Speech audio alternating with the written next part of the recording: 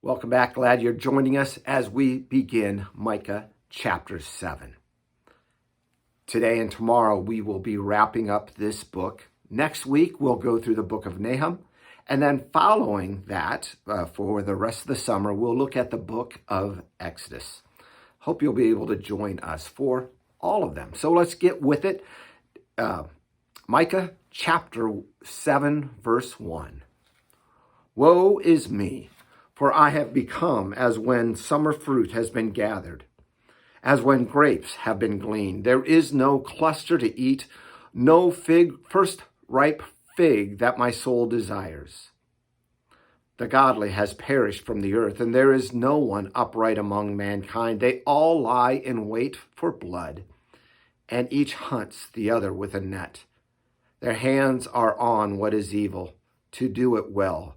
The prince and the judge ask for a bribe, and the great man utters the evil desire of his soul. Thus they weave it together. As we begin this, we need to look at who the speaker is. At the end of chapter 3, yesterday, the speaker was the Lord, Yahweh himself. And here it moves from the Lord God to Micah. Micah is the one that is speaking. The first verse where he's saying, woe to me, for I have become as when summer fruit has been gathered.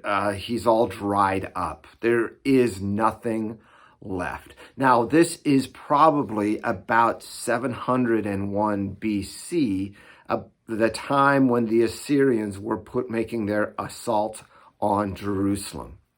It looked as though the Assyrians were going to win, but Hezekiah's prayer, Hezekiah's faithfulness, led the Lord to deliver them for about 120 more years, 115 more years, until they were finally destroyed by the Babylonians because of their sin. But it's at this point, and we look at this, Micah is dried up. There's nothing left to him, he feels, because he knows what is coming. Verses 2 and 3 really show those public crimes that we have seen already, some in the past, kind of a decline of the community morality. Everybody doing what they want. Let's continue with verse 4.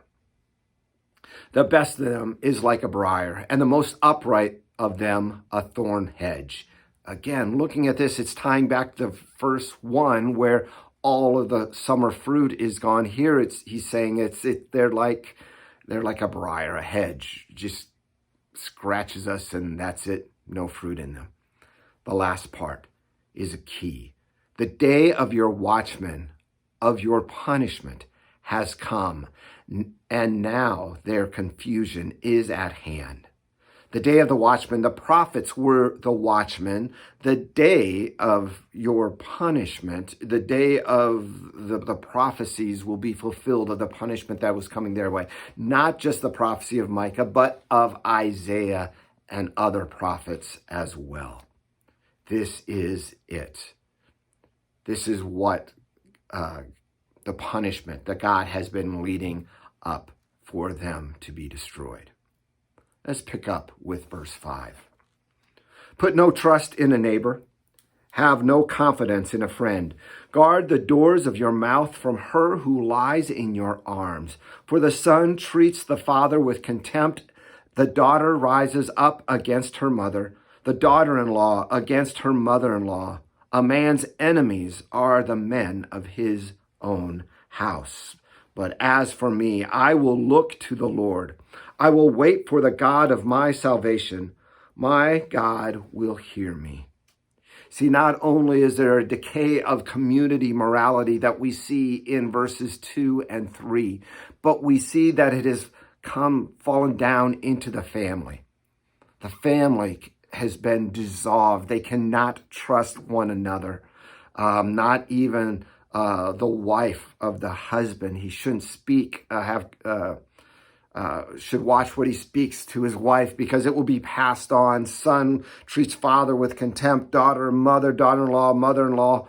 A man's enemies are the men of his own house. You see the decay of the family going that he is prophesying and pointing out there. With all of the public decline of morality comes the decline of the family. And I think we can see this more than a little bit in our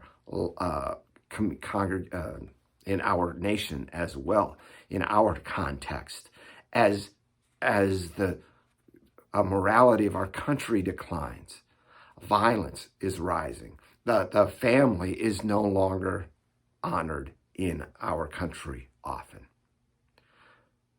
But verse 7 is that hope.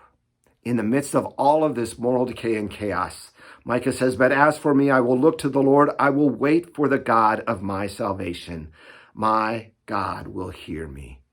In the midst of all these struggles, God will deliver him.